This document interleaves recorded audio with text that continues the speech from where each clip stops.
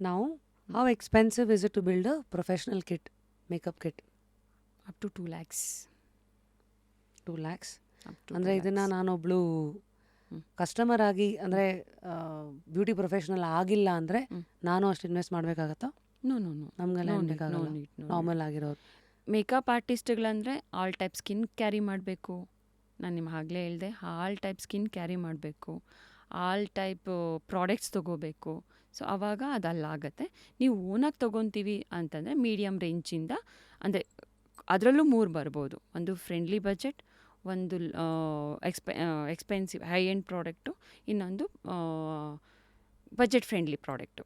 Budget friendly ಅಂತಂದಾಗ ನಾವು almost water base ಪ್ರಾಡಕ್ಟ್ನ ತೊಗೊಂಡಾಗ ಮೇಕಪ್ ಲಾಂಗ್ ಲಾಸ್ಟ್ ನಿಲ್ಲತ್ತೆ. ಆಲ್ಮೋಸ್ಟ್ ನೀವು ಮಾಡ್ಕೊಳ್ಳೋದೇನು ಯಾವಾಗ ಹೇಳಿ, ಗೆಸ್ಟ್ ಮೇಕಪ್ಗೆ ಹೋದಾಗ, ಗೆಸ್ಟಾಗಿ ಹೋದಾಗ. ಇನ್ನು ನೀವು ಓನ್ ಫಂಕ್ಷನ್ ಇದೆ ಅಂದರೆ ಆಲ್ಮೋಸ್ಟ್ ಏನು ಮಾಡ್ತೀರಾ, ಒಂದು ಆರ್ಟಿಸ್ಟ್ನ ಕರ್ಕೋತೀರಾ, ಆರಾಮಾಗಿ ಕುತ್ಕೋತೀರಾ, ರಿಲ್ಯಾಕ್ಸ್ ಆಗ್ತೀರಾ, ಮೇಕಪ್ ಮಾಡಿಸ್ಕೊತೀರಾ, ಕಳ್ಸ್ಕೊಡ್ತೀವಿ, ಆಗತ್ತೆ. Right. So in my case ನಾನೇನು ಮಾಡ್ಬಿಡೀನಿ, I invested in all my products. Hmm. ಎಲ್ಲ ಅಲ್ಲಿರುತ್ತೆ. ಹ್ಮ್. ಆರ್ಟಿಸ್ಟ್ಗಳು ನನ್ನ ರೆಗ್ಯುಲರ್ ಆರ್ಟಿಸ್ಟ್ಗಳಿರ್ತಾರಲ್ಲ, ಅವ್ರು ಕೆಲವ್ರು ಬರ್ತಾರೆ, ಹ್ಮ್. ಅವರೇ ಟಚ್ ಮಾಡೋದು ಫೇಸನ್ನು. ಹ್ಮ್. ಕೊಲ್ಯಾಬ್ ಎಲ್ಲ ಅಂದಾಗ ಅಫ್ಕೋರ್ಸ್ ಕೆಲವು ಸತಿ ಯುನೀಕ್ ಇವೆಂಟ್ಸ್ ಎಲ್ಲ ಇದ್ದಾಗ ವಿಡು, ಹ್ಮ್. ಅವಾಗ ಅವ್ರದ್ದು ಪ್ರಾಡಕ್ಟ್ಸ್ ತರ್ತಾರೆ. ಯಾಕಂದರೆ ನೀವು ನಿಮ್ಮ ಬ್ರಷಸ್ಸು ನಿಮ್ಮ ಪ್ರಾಡಕ್ಟ್ಸಲ್ಲಿ ನೀವು ಕಂಫರ್ಟಬಲ್ ಇರ್ತೀರಾ. ಸೊ ಐ ಥಿಂಕ್ ಈ ಥರ ಹೌದಮ್ಮ. ವರ್ಕ್ ಆಗುತ್ತೆ. ಹ್ಮ್. ಸೊ ನಾವು okay we understood to build a professional kit around 2 lakhs. To the tune of 2 lakhs you will have to spend. 50ಇಂದ ಸ್ಟಾರ್ಟ್ ಆಗುತ್ತೆ ಮ್ಯಾಮ್. ಹ್ಞೂ 50,000ಇಂದನೂ ಸ್ಟಾರ್ಟ್ ಆಗುತ್ತೆ. 50,000ಗೆ ಎಲ್ಲ ಬರುತ್ತೆ. ಈಗ ನಾನು ಏನು ಹೇಳಿದೆ, ಸ್ಕಿನ್ ಪ್ರೆಪ್ಪಿಂಗ್ ಸ್ಟಾರ್ಟಿಂಗ್ ಅದರಿಂದ ಲಾಸ್ಟ್ ಎಂಡಿಂಗ್ ಸೆಟ್ಟಿಂಗ್ ಸ್ಪ್ರೇವರೆಗೂ 50,000ಅಲ್ಲೂ 35 to 50,000ಅಲ್ಲೂ ಕಂಪ್ಲೀಟ್ ಆಗಿ ಬರುತ್ತೆ ಕಿಟ್ಟು. ಅದಕ್ಕೂ ಇದಕ್ಕೂ ಡಿಫ್ರೆನ್ಸ್ ಅಂದರೆ products products and finishing of course. ನಾವು ನೆಕ್ಸ್ಟ್ ಬರುತ್ತೆ, ಎಷ್ಟು ಟೈಮ್ ಬೇಕಾಗತ್ತೆ ಈ ಇನ್ವೆಸ್ಟ್ಮೆಂಟ್ ವಾಪಸ್ ತೊಗೊಳಕ್ಕೆ?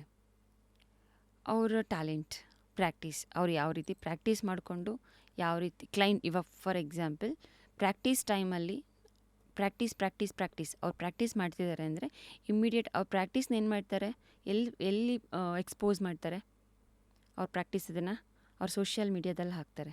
ಅವ್ರ ಸೋಷಿಯಲ್ ಮೀಡ್ಯಾ ನಿಯರ್ ಬೈ ಇರೋರಿಗೆ ಬೇಗ ಹೋಗುತ್ತೆ, ಅವ್ರ ಕಡೆಯಿಂದ ಆರ್ಡರ್ ಸಿಕ್ಕತ್ತೆ, ಒಂದು ಇಂಟದು. ಸೊ ಕ್ಲೋಸ್ ಸರ್ಕಲಲ್ಲಿ ಫಸ್ಟ್ ಅವ್ರು ಇನ್ವೆಸ್ಟ್ ಮಾಡಿದ್ದಾರೆ ಅಂತಂದರೆ, ಇವಾಗ ಕ್ಲೋಸ್ ಸರ್ಕಲಲ್ಲಿ ಫಸ್ಟ್ ಕ್ಲೈಂಟ್ ಸಿಗ್ತಾ ಇದ್ದಾರೆ ಅಂತಂದರೆ ಅವರು ಕ್ಲೋಸ್ ಸರ್ಕಲಲ್ಲಿ ಅವ್ರು ಪೇಮೆಂಟ್ ಇಸ್ಕೊಳಕ್ಕಾಗಲ್ಲ. ಓಕೆನಾ? ಕ್ಲೋಸ್ ಒಂದು ಸರ್ಕಲಿಂದ ಸೆಕೆಂಡ್ ಸರ್ಕಲ್ ಹೋಗ್ತಾರೆ, ಸೆಕೆಂಡ್ ಸರ್ಕಲಿಂದ ಸ್ವಲ್ಪ ಎಕ್ಸ್ಪೆಕ್ಟ್ ಮಾಡ್ಬೋದು, up to 3 months 4 months. Almost ನಮ್ಮ ಏರಿಯಾ ಬಂದುಬಿಟ್ಟು ಸ್ವಲ್ಪ ರೂರಲ್ ಏರಿಯಾ. ನಮ್ಮ ಕಡೆ ಹೇಗಿದೆ ಅಂತಂದರೆ ಸಂಪಾದನೆ ಖರ್ಚು ಮಾಡಿರೋ ಕ್ಲಾಸ್ಗೆ ಮತ್ತು ಪ್ರಾಡಕ್ಟ್ಗೆ ಖರ್ಚು ಮಾಡಿರೋದನ್ನು ಒಂದು ಸರ್ತಿ ನನ್ನ ಸ್ಟೂಡೆಂಟ್ಸೇ ಹೇಳ್ತಿರ್ತಾರೆ, ನಾನು 2 monthsಲ್ಲೇ ಅರ್ನ್ ಮಾಡಿದೆ, 5 monthsಲ್ಲೇ ಅರ್ನ್ ಮಾಡಿದೆ ಅಂತಲೂ ಹೇಳಿದ್ದಾರೆ. 1 monthಲ್ಲಿ ಅರ್ನ್ ಮಾಡಿರೋ ಸ್ಟೂಡೆಂಟ್ಸು ಎಕ್ಸಾಂಪಲ್ಸ್ ಇದ್ದಾರೆ. ನಾವು ಕಮ್ಸ್ ಆನ್ ಆವ್ರೇಜ್ ಕೋರ್ಸ್ ಇವಾಗ ನಿಮ್ಮ ಹತ್ರನೇ ತೊಗೊಂಡ್ರೆ ಬೇಸಿಕ್ಕಿಂದ ಅಡ್ವಾನ್ಸ್ವರೆಗೂ ಇರುತ್ತಾ? ಹಾಂ ಮ್ಯಾಮ್, ಇರುತ್ತೆ. So what is a entry level course? And one more thing ma'am, ನಾನು ಅಪ್ಗ್ರೇಡ್ ಆಗಿ ಬರ್ತೀನಿ. ಫಾರ್ ಎಕ್ಸಾಂಪಲ್ ಈಗ ನಾನು ಲಾಸ್ಟ್ ಜುಲೈಯಲ್ಲಿ ದುಬೈಗೆ ಹೋಗಿ ಅಪ್ಗ್ರೇಡ್ ಆಗಿ ಬಂದೆ. ಯಾ, ಐ ಸಾ ದ್ಯಾಟ್ ದುಬೈನಲ್ಲಿ Rafale international certified makeup coach by Rafale Oliver.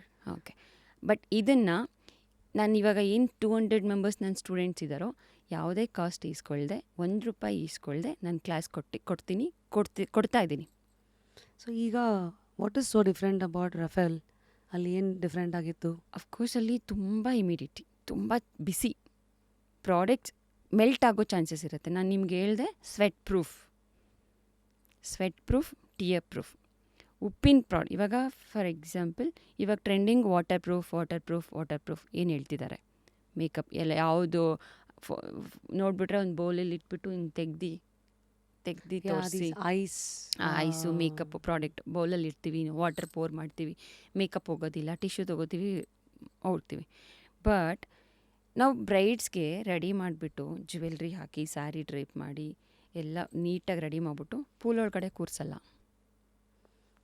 ಹವನ, ಹೋಮ, ಆ ಕ್ರೌಡು, ಆ ಲೈಟ್ಸು ಅಲ್ಲಿ ಮುಂದೆ ಕೂರಿಸಿದಾಗ ಮೇಕಪ್ ಮೂವ್ ಆಗಬಾರ್ದಲ್ವಾ? ಇದು ಮ್ಯಾಟರ್. ಸೊ ಆ ಟೈಮ್ ಅಂದರೆ ವಾಟರಲ್ಲಿ ಸೋಡಿಯಂ ಕಂಟೆಂಟ್ ಇರಲ್ಲ, ಸ್ವೆಟ್ಟಲ್ಲಿ, ಟಿಯರ್ಸಲ್ಲಿ ಸೋಡಿಯಂ ಕಂಟೆಂಟ್ ಇರುತ್ತೆ. ಉಪ್ಪಿನ ಅಂಶ ನಮ್ಮ ಮೇಕಪ್ನ ಡ್ಯಾಮೇಜ್ ಮಾಡೋ ಚಾನ್ಸಸ್ ಇರುತ್ತೆ. ಬಟ್ ಆ ಉಪ್ಪಿನ ಅಂಶನೂ ನಮ್ಮ ಮೇಕಪ್ನ, ಸೋಡಿಯಂ ಕಂಟೆಂಟು ನಮ್ಮ ಮೇಕಪ್ನ ಮೂವ್ ಮಾಡದೇ ಇರೋ ಥರ ಕಂಡುಹಿಡಿಯೋದೇ ಮಾಡೋದೇ makeup, ultra H D makeup. Oh, so ಅದನ್ನ ಸ್ಪೆಷಲೈಸೇಷನ್ ಸ್ಪೆಷಲೈಸೇಷನ್ ಮಾಡ್ಕೊಂಡು ಬಂದು ನನ್ನ ಸ್ಟೂಡೆಂಟ್ಗೆ ನಾನು ಇಲ್ಲೇ ಅಪ್ಗ್ರೇಡ್ ಆಗಿ ಬಂದ್ಲಿ. ಇವನ್ ಇಲ್ಲೇ ಅಂತಲ್ಲ, ನಾನು ಕಣನ್ ಸರ್ ಹತ್ರ ಬೇರೆ ತುಂಬ ಕಡೆ ಹೋಗಿದ್ದೀನಿ. ತುಂಬ ಕಡೆ ಹೋಗಿ ಬಂದಿರೋದನ್ನು ಫ್ರೀ ಆಫ್ ಕಾಸ್ಟಲ್ಲಿ ನನ್ನ ಸ್ಟೂಡೆಂಟ್ಸ್ಗೆ ನಾನು ಹೇಳ್ಕೊಡ್ತೀನಿ. Very nice. ಸೊ ನೀವು ಇಷ್ಟೊಂದು ಸರ್ಟಿಫೈಡ್ ಲೀಡಿಂಗ್ ಕೋಚಸ್ಗಳನ್ನ ಹೋಗಿ ಮೀಟ್ ಮಾಡಿ ಕೋರ್ಸಸ್ ಮಾಡಿದ್ದೀರಲ್ಲ, Rafael Olivier, Kennedy Hoffman, Priyanka Anand, Vijetha Anand, Kannan Manikandan, Gunashree, ವಿಸಿಲ್ ಮೇಕೋವರ್ಸ್, ಎಲ್ಲರೂ ಒಂದೊಂದು ಟೆಕ್ನಿಕ್ ಹೇಳ್ಕೊಡ್ತಾರಲ್ಲ, ಮತ್ತೆ ಎಲ್ಲರದೂ ಒಟ್ಟಿಗೆ ಒಂದು ಸೂಪರ್ ಮಾರ್ಕೆಟ್ ಆಗಿ ಹೋಗಿರ್ತೀರಾ ನೀವು, ಟೆಕ್ನಿಕ್ಸು, ಪ್ರಾಡಕ್ಟ್ಸು. ಆಮೇಲೆ ನಿಮಗೆ ಬೇಕಾದಂಗೆ ಎಷ್ಟನ್ನು ಹೆಂಗೆ ಉಳಿಸ್ಕೋತೀರಾ, ಯಾವುದನ್ನು ಎಲ್ಲಿ ಯೂಸ್ ಮಾಡಬೇಕು, ಅದು ಹೆಂಗೆ ಹೊಳೆಯುತ್ತೆ? ಫಸ್ಟ್ ಸ್ಟಾರ್ಟಿಂಗ್ ಗೊತ್ತಿಲ್ಲದೆ ಇರೋ ಟೈಮಲ್ಲಿ ಎಲ್ಲ ಕಡೆ ಹೋಗ್ಬಿಟ್ಟಿರೋದು. ಒನ್ ಫ್ಲೋ ಎಲ್ಲಿ ಚೆನ್ನಾಗಿ ಮಾಡ್ತಿದ್ದಾರೆ ಮ್ಯಾಮ್, ಲುಕ್ ನೋಡಿದೆ ತುಂಬ ಚೆನ್ನಾಗಿತ್ತು, ಅದು ವರ್ಕ್ ಆಗ್ಬೋದು, ಹೋಗು ಅಲ್ಲಿ 3 ಡೇಸೋ 2 ಡೇಸೋ ಕ್ಲಾಸ್ ಮಾಡ್ಕೊ, ಅಲ್ಲ 5 ಡೇಸೋ ಕ್ಲಾಸ್ ಮಾಡ್ಕೊ ಬಾ. ಈಗೇನು ಅಲ್ಲಿ ಟೆಕ್ನಿಕ್ ಮೀನ್ಸ್ ಒಂದು ಸ್ಕಿನ್ ಕೇರ್ ಗೊತ್ತಿರಲಿಲ್ಲ, ಸ್ಕಿನ್ ಪ್ರೆಪ್ಪಿಂಗ್ ಗೊತ್ತಿರಲಿಲ್ಲ. ಇದು ಆ್ಯಸ್ ಎ ನಾನು ಮೇಕಪ್ ಆರ್ಟಿಸ್ಟ್ ಆಗಿ ಹೈಡ್ ಮಾಡಬಾರ್ದು. ನನ್ನ ಸ್ಟೂಡೆಂಟ್ಗೆ ನಾನು ಏನು ಹೇಳ್ಕೊಡ್ತಾ ಇದ್ದೀನಿ, ನನ್ನನ್ನು ನಂಬಿ ಬಿಫೋರ್ ಕ್ಲಾಸ್ಗೆ ಜಾಯ್ನ್ ಆಗೋಕ್ಕೂ ಮುಂಚೆ ಬೇರೆ, ಕ್ಲಾಸ್ ಜಾಯ್ನ್ ಆದಮೇಲೆ ಇಡೀ ಫ್ಯಾಮಿಲಿ ಇವಳ ಮೇಲೆ ಡಿಪೆಂಡ್ ಆಗುತ್ತೆ. One girl, one women. So family ಅಂದರೆ ಅಲ್ಲಿಂದ ಆಚೆಗೆ ಇವಳು ಅರ್ನ್ ಮಾಡ್ತಾರೆ ಅನ್ನೋದು ಫ್ಯಾಮಿಲಿ ಅವಳ ಮೇಲೆ ಡಿಪೆಂಡ್ ಆಗೋಕ್ಕೆ ಸ್ಟಾರ್ಟ್ ಆಗುತ್ತೆ. ಸೊ ನಾವು ಅವ್ರ ಭವಿಷ್ಯನ ಅವರ ಫುಲ್ ಫ್ಯೂಚರ್ ನಮ್ಮ ಕೈಯಲ್ಲಿರುತ್ತೆ. ಸೊ ನಾವು ಯಾವುದೇ ಹೈಡ್ ಆ್ಯಂಡ್ ಸೀಕ್ ಮಾಡದೆ ಟೀಚಿಂಗ್ ಮಾಡಬೇಕು, ಇದನ್ನು ಮೋಸ ಮಾಡಬಾರ್ದು. ಬಟ್ ಹಂಗಲ್ಲ, ಈಗ ಇಂಡಸ್ಟ್ರಿ ಏನಾಗಿದೆ, ಸೊ ಹೇಳ್ಕೊಡ್ತಾರೆ ಪಾಪ, ಅವರು ಏನು ಜಾಬ್ ಇದೆ, ಕ್ಲಾಸ್ಗೆ ಏನು ಬರಬೇಕು, ಈ ಮಾಡೆಲ್ಗೆ ನಾನು ಈ ಮಾಡೆಲ್ ಮೇಲೆ ಮಾಡ್ತಾಯಿದ್ದೀನಿ, ಈ ಮಾಡೆಲ್ಗೆ ಬೇಕಾಗಿರೋ ಪ್ರಾಡಕ್ಟ್ಸ್ ಮಾತ್ರ ಹೇಳ್ಕೊಡ್ತೀರಾ. ಇದು ತಪ್ಪು. ಸೊ ಈ ಒಂದು ಮಾಡೆಲ್ ಮೇಲೆ ಮಾಡ್ತಾರೋದಲ್ಲ ಇಂಪಾರ್ಟೆಂಟು. ಬ್ರೈಡ್ಸ್ ಮಾಡಿ, ಬ್ರೈಡ್ಸಿಂದ ಔಟ್ಪುಟ್ ನೋಡಿಕೊಂಡು ಅದನ್ನು ಚೂಸ್ ಮಾಡ್ಕೊಳ್ಳಿ. ಬ್ರೈಡ್ ಸಿಗ್ತಾ ಇದ್ದಾರೆ, ಬ್ರೈಡ್ಸ್ ಮೇಲೆ ಮಾಡಿದ್ದಾರೆ, ತುಂಬ ಲಾಂಗ್ ಲಾಸ್ಟ್ ಚೆನ್ನಾಗಿ ಬಂದಿದೆ ಮೇಕಪ್ಪು, ಆವಾಗ ಮೆಂಟರ್ಸ್ನ ಚೂಸ್ ಮಾಡ್ಕೊಳ್ಳಿ. ಮಾಡೆಲ್ಸ್ನೇ ಮಾಡಿರೋರನ್ನ ಮೆಂಟರ್ ಆಗಿ ಚೂಸ್ ಮಾಡ್ಕೋಬೇಡಿ.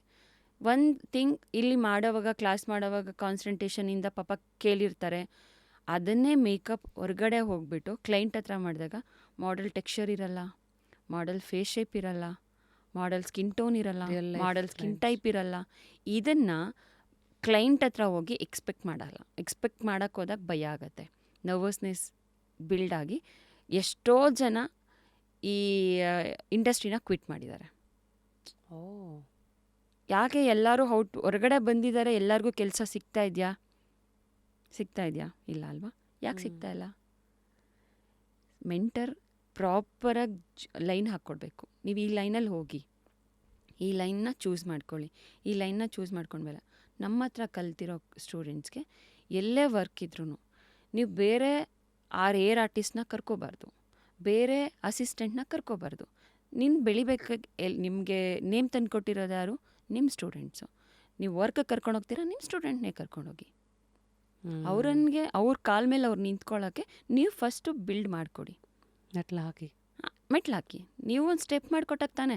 ಮ್ಯಾಮ್ ಹತ್ರ ಹೋಗ್ತಾಯಿದ್ದೀನಿ, ಮ್ಯಾಮ್ ಹತ್ರ ವರ್ಕಿಗೆ ಹೋಗಿದ್ದೀನಿ ಅಂದಾಗ ಅವರನ್ನು ಅಕ್ಕಪಕ್ಕ ಮನೆಯವರು, ಬೇರೆ ಯಾರೂ ಬೇಡ, ಫ್ಯಾಮಿಲೀಲಿ ಓಕೆ ಒಂದು ಹೋಪ್ ಇಟ್ಕೊಂಡಿರ್ತಾರೆ. ಅಕ್ಕಪಕ್ಕ ಮನೆಯವ್ರು ಕಲ್ತ್ಬಿಟ್ಟು ಮನೇಲಿದ್ದಾಳೆ ಅಂತ ಚುಚ್ಚೋ ಮಾತು ಆ ಹೆಣ್ಮಗುಗೆ ತುಂಬ ನೋವಾಗತ್ತೆ. ಅದರಿಂದ ಆ್ಯಸ್ ಎ ಮೆಂಟರ್ ಒಂದು ಬ್ಯಾಚ್ ಮುಗಿದಿದೆ, ಇನ್ನೊಂದು ಬ್ಯಾಚ್ ಅಷ್ಟರಲ್ಲಿ ಅಟ್ಲೀಸ್ಟ್ 2 3 ಏನು ಗ್ರೂಪ್ ಇರುತ್ತೆ, ಆ ಗ್ರೂಪಲ್ಲಿ ಅಷ್ಟು ಜನನ ಕರ್ಕೊಂಡೋಗಿ ಇಂಡಸ್ಟ್ರಿನ ಇಂಟ್ರಡ್ಯೂಸ್ ಮಾಡಿಕೊಡಿ. ಕ್ಲೈಂಟ್ನ ಯಾವ ರೀತಿ ಇಂಟ್ರಡ್ಯೂಸ್ ಮಾಡಿಕೊಡಿ, ಲೈವ್ ಡೆಮಾನ್ಸ್ಟ್ರೇಷನ್ ಕೊಡಿ, ಅಲ್ಲಿ ವರ್ಕ್ ಕೊಡಿ. ಅವ್ರು ಏನು ವರ್ಕ್ ಮಾಡ್ತಿದ್ರು ಅದಕ್ಕೆ ಪೇಮೆಂಟ್ ಮಾಡ್ಕೊಳ್ಳಿ. 500 ರೂಪಾಯಿ ಆಗಲಿ, 200 ರೂಪೀಸ್ ಆಗಲಿ. ನಾವು ಕೊಡೋ ಅಂದರೆ ಮೆಂಟರ್ ಕೊಟ್ಟರು ಅಂತ ಎಷ್ಟು ಖುಷಿ ಇಟ್ಕೊಂಡಿರ್ತಾರೆ, ಎಷ್ಟು ಖುಷಿಯಿಂದ ಆ ಖುಷಿನ ಅನುಭವಿಸ್ತಿರ್ತಾರೆ ಅಂತ ನಾನು ಕಣ್ಣಾರೆ ನೋಡಿರೋದ್ರಿಂದ ಹೇಳ್ತಾ ಇದ್ದೀನಿ ಮ್ಯಾಮ್.